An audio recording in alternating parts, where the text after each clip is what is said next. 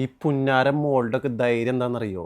എന്ത് തെണ്ടിത്തരം കാണിച്ചു കഴിഞ്ഞാലും നമ്മുടെ നാട്ടിൽ ചില വൃത്തികെട്ട ജീവികളുണ്ട് സപ്പോർട്ട് ചെയ്യാനായിട്ട്. മുന്നും പിന്നും നോക്കാതെ ഒരു പെണ്ണ് ഒരു പരാതി പറഞ്ഞാൽ കാര്യം എന്താണെന്ന് പോലും അന്വേഷിക്കാതെ ഒപ്പം നിൽക്കുന്ന കുറേ ചെറ്റകളുണ്ട് നമ്മുടെ നാട്ടിൽ.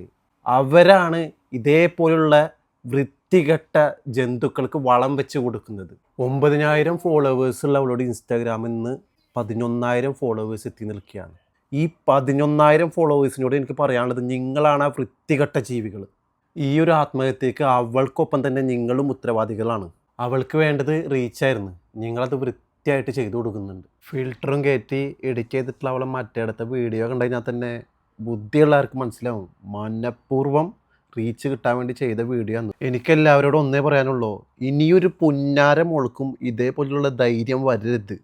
റീച്ച് കിട്ടാൻ വേണ്ടി ഇത്രയും വൃത്തികെട്ട രീതിയിൽ ചിന്തിക്കാൻ പോലും ഇനി ധൈര്യപ്പെടരുത്. ആ രീതിയിൽ വേണം ഇവൾക്ക് ശിക്ഷ കൊടുക്കാനായിട്ട്. അതിനുവേണ്ടി എല്ലാവരും സഹകരിച്ച് നിൽക്കണമെന്നാണ് എനിക്ക് പറയാനുള്ളത്. കാരണം ഒരു നിരപരാധി ശിക്ഷിക്കപ്പെടുക മാത്രമല്ല, ഇവള് മൂലം ഇനി ചൂഷണം ചെയ്യപ്പെടുന്ന സ്ത്രീകൾ വരെ അവരൊരു ജെന്യുവനായിട്ടുള്ളൊരു വീഡിയോ ഇട്ടാലും കൂടി സംശയത്തിൻ്റെ നിഴലിലെ ആൾക്കാർ ഇനി കാണൂ. ഇതേപോലുള്ള വൃത്തികെട്ട ജീവികളെ ഒരിക്കലും ഇനി വളരാൻ അനുവദിക്കരുത്. അവളെ ഫോളോ ചെയ്തിരിക്കുന്ന വൃത്തികെട്ട ജീവികളോട് എനിക്ക് പറയാനുള്ളത്, ഇത്രയെങ്കിലും ഉളുപ്പുണ്ടെങ്കിൽ, മനുഷ്യത്വം തരിയെങ്കിലും ബാക്കിയുണ്ടെങ്കിൽ അൺഫോളോ ചെയ്ത് പോയി അവൾ എന്താണ് ഉദ്ദേശിച്ചത് അതിൻ്റെ ഒരു അംശം പോലും നടത്തി കൊടുക്കരുത് എന്ന് മാത്രമേ എനിക്ക് അപേക്ഷിക്കാനുള്ളൂ നിങ്ങളോട്.